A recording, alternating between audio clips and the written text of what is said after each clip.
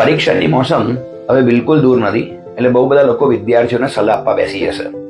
પણ મારી સલાહ પેરેન્ટ્સ માટે હશે. પેરેન્ટ્સે શું કરવું એ કદાચ કોઈ કહેતું નથી. મારા માટે પેરેન્ટ્સ માટે એક ગોલ્ડન સલાહ એટલી જ છે કે બી વિથ યોર ચાઇલ્ડ. બહુ બધા પેરેન્ટ્સ મને એવું કહે છે કે ભાઈ અમે એને સરસ મજાનો રૂમ બનાવી આપ્યો છે, ટેબલ ખુરશી આપી છે, એસી આપ્યું છે સર, બોલો તો પણ નથી વાંચતો. પણ એને એ બધી વસ્તુની જરૂર જ નથી. જો ખરેખર ધ્યાનથી તમે વિચારશો ને તો તમારા બાળકને માત્ર ને માત્ર તમારી જરૂર છે. જ્યારે પણ એ વાંચતો હોય ને ત્યારે તમે તમારું કોઈ કામ લઈને એની જોડે બેસી જાઓ.